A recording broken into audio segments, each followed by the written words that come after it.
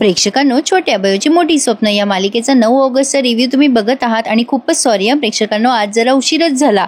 तर सुरुवातीला आपण बघतोय शुभमकर बयोला विचारतात, काय ग इराचं आणि तुझं बोलणं झालं ना? इरा बरी वागते ना तुझ्याशी? बयो आता त्यांच्याशी खोटं बोलते आणि म्हणते हो छान वागते ती. शुभमकर म्हणतात, बघच तू आपली इरा पण एक दिवस मोठी डॉक्टर होणार बघ. बयो म्हणते हो बाबा, नक्की आपली इरा मोठी डॉक्टर होणार. आता हे दोघं जण एकमेकांशी बोलून आपापल्या कामाला निघून गेले. आता थोड्या वेळाने आपण बघतोय की यांच्या दवाखान्यात एक छोटी मुलगी आली आहे. ती ऍडमिट होते. अचानक त्या मुलीला चक्कर आलेले असतात म्हणून तिचे बाबा दवाखान्यात घेऊन येतात तिला. बयो पळत पळत जाते आणि तिला ऍडमिट करून घेते आणि तिच्यावर उपचार सुरू करते. तिचे वडील खूपच काळजी करत असतात आणि रडत असतात. काय झालं असेल माझ्या मुलीला? रस्त्यात अचानक बेशुद्ध पडली. आता बयो तिला पटकन ऍडमिट करते आणि तिच्यावर उपचार करायला सुरुवात करते. गोड गोंडस अशी मुलगी आहे प्रेक्षकांनो, रेवा नाव आहे तिचं. आता बयोने तिच्यावर इलाज चालू केलेले असतात आणि आता तिच्या वडिलांना म्हणते काळजी नका करू, आपण लगेचच इलाज करूयात. आणि आता हे पोटे सर दाखवलेत मध्ये आणि ते आले शुभमकरांकडे सही मागायला. शुभमकरांजवळ समोर त्यांनी त्यांचं जॉईनिंग लेटर टाकलंय आणि त्यांना म्हणतात सही करा. आता शुभमकरांना आलाय राग. आता ते म्हणतात, बघताय का माझ्या तोंडाकडे? पोटे सर म्हणतात बरं का शुभमकरांना, सही करा. तुमच्या समोरच झाली आहे ना चर्चा आणि ट्रस्टीजनी स्वतः सांगितलंय मला रिजॉईनिंगसाठी. मग आता शुभमकर त्यांच्याकडे रागानेच बघत असतात आणि म्हणतात, मी जर असतो ना त्यांच्या जागी तर तुम्हाला या हॉस्पिटलमध्ये घेतलंच नसतं. आता हे पोटे म्हणतात, नाहीये ना तुम्ही त्यांच्या जागी, मग करा गपचूप सही, तुमच्याकडे पर्याय आहे का दुसरा? करा सही करा. आता शुभमकर त्यांच्या त्या जॉईनिंग लेटरवर सही करतात. तेवढ्यात आता एक सिस्टर येते. आता हे पोटे सर म्हणतात की आता या हॉस्पिटलमध्ये सगळं पूर्वीसारखं होणार आहे कारण अनिल पोटे जॉईन झालाय ना. प्रेक्षकांनो, एक निगेटिव्ह कॅरेक्टर गेलं की दुसरं निगेटिव्ह कॅरेक्टर या मालिकेमध्ये हजर असतंच. असो, आता काय बोलणार? आता ह्या नर्स आल्यात आणि सांगतात की पेशंटला बघायला बोलवलंय तुम्हाला डॉक्टर बयोने.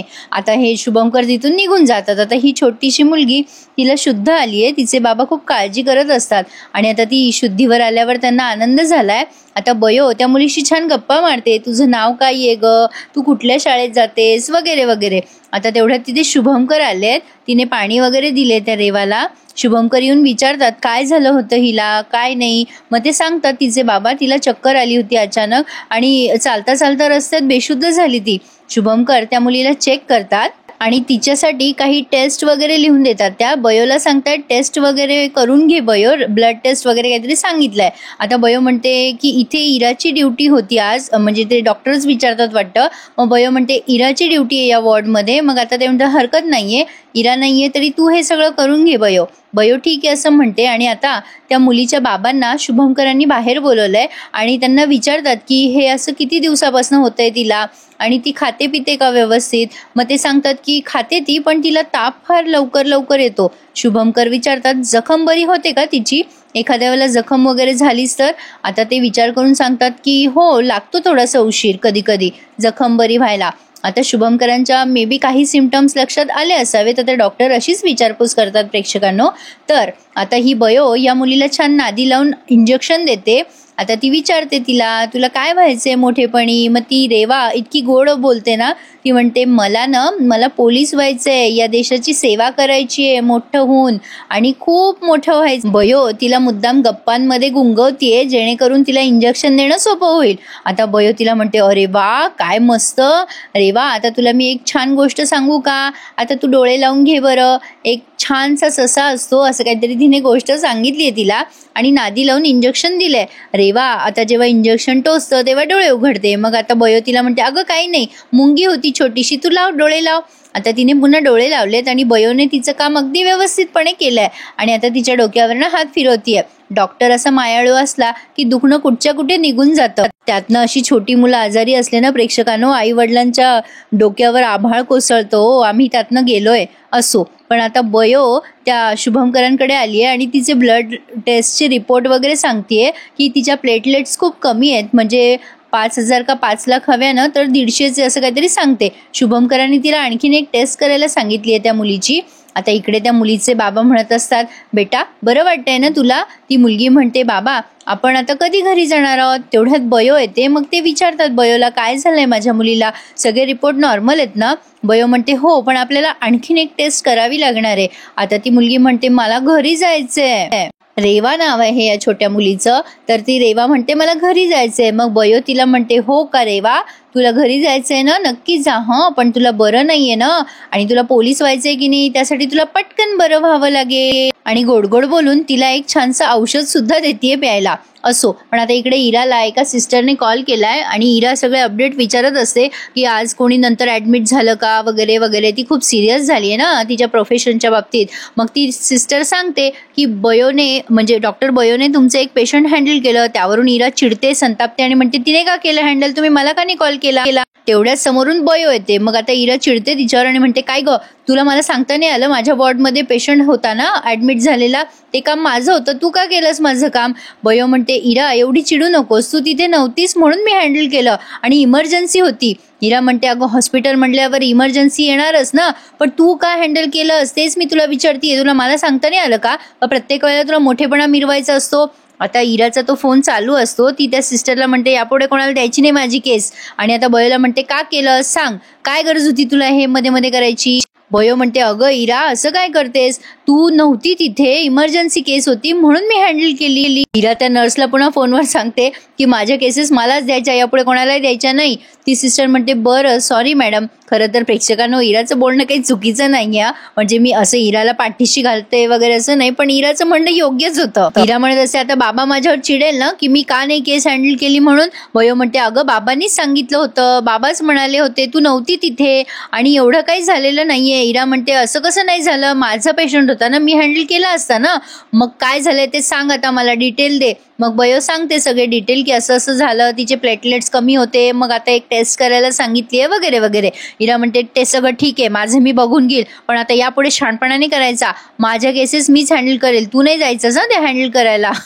खरं तर इमर्जन्सी होती म्हणून बयोने हँडल केलं. दोघींचंही म्हणणं बरोबर आहे प्रेक्षकांनो, कुठे इथं आपण आपल्यामध्ये भांडणं घेता लावून. असो, या दोघींचं नेहमीच आहे. तर या दोघींचे वाद आणि प्रतिवाद झालेत. शेवटी इरा आली आहे जेवायला आणि आता जेवायला बसल्यावर या सुमनला म्हणते आत्ते आम्हाला वाढ ग. आता सुमन तिला वाढते जेवायला, पण तिची भाजी असते थंड. मग आता या शुभमकरांच्या समोर खूप गोड बोलते ती बयोशी आणि म्हणते बयो माझी भाजी जरा गरम करून आणतेस का प्लीज. आता बयोला पण जरा नवल वाटतं, पण बयो ठीक आहे असं म्हणून भाजी गरम करायला गेली आहे. आता गौतमीने डोळ्याने खुणवलंय रमाकांतला, ते त्यांचं सफाई कामगाराचं काम करायचंय ना म्हणून चाललेत काहीतरी कुटाणे. रमाकांत गौतमीला असं डोळ्याने होकार देतो की बघतो बघतो मी बोलतो आता लगेच फोनवर बोलायचं नाटक करतो, जेणेकरून शुभमकरांचं लक्ष त्याच्याकडे वेधलं जाईल. शुभमकर त्याच्याकडे बघतच असतात. तो फोनवर कोणाशी तरी नोकरीविषयी बोलतोय. फोन ठेवल्यावर शुभमकर म्हणतात काय रे रमाकांत, तुला काय नोकरी करायची आहे का. आता हा रमाकांत म्हणतो हो अरे दादा कुठेतरी बघतो छोटी मोठी नोकरी, तसे आता वहिनीचा गोळ्यांचा बिझनेस काही चालत नाहीये ना, मी कितीक दिवस असं घरात बसून राहू. आता हे सुमनला डाऊट येतोय की नक्की काहीतरी गडबड आहे. रमाकांत म्हणतो आता हे शुभमकर आधी म्हणतात अरे तू बरा आहेस ना रमाकांत, खरंच तुला जॉब करायचा आहे का. रमाकांत म्हणतो अरे दादा हो रे, मलाही थोडंसं लाज लज्जा स्वाभिमान आहे ना, कितीक दिवस फुकट राहू मी या घरामध्ये, नाही माझंही कर्तव्य आहे ना 2 पैसे कमवून आणायचं. आता एका सिक्युरिटी गार्डचं नोकरी मिळाली आहे मला, करतो ATMच्या समोर. सुमन आता त्याच्या डोक्याला हात लावते आणि म्हणते अहो बरे आहात ना तुम्ही खरंच नोकरी करणार आहात. रमाकांत सुमनला म्हणतो हो अगं सुमन मी खरंच नोकरी करणार आहे. अगं शेवटी मलाही स्वाभिमान आहे ना, मलाही वाटतं की माझ्यामुळे घरात थोडी मदत होईल वगैरे वगैरे. आता बयोला पण जरा डाऊट आलाय. मग लगेच गौतमी म्हणते अरे शुभू हॉस्पिटलमध्ये बघ ना एखाद्या सफाई कर्मचाऱ्याची वगैरे जागा असेल तर, तुझ्या डोळ्यासमोर राहिले तर चांगलेच ना. आता हे शुभमकर म्हणतात गौतमी तू बरी आहेस ना, अगं त्याला असे जॉब चालेल का. रमाकांत म्हणतो हो का नाही चालणार दादा, मी कुठलेही काम करायला तयार आहे आता, फक्त मला नोकरी शोधून दे तू. आता शुभमकर म्हणतात बरं ठीक आहे, पण तू एकदा विचार करावास असं मला वाटतं रमाकांत. रमाकांत म्हणतो नाही मी विचार केलाय दादा, माझं ठरलंय, मला नोकरी करायची, फिक्स आहे माझं. आता या सुमनलाही डाऊट आलाय आणि या शुभमकरांना पण आलाय. ते म्हणतात की ठीक आहे विचार करतात ते आणि सांगतो तुला असं म्हणतात.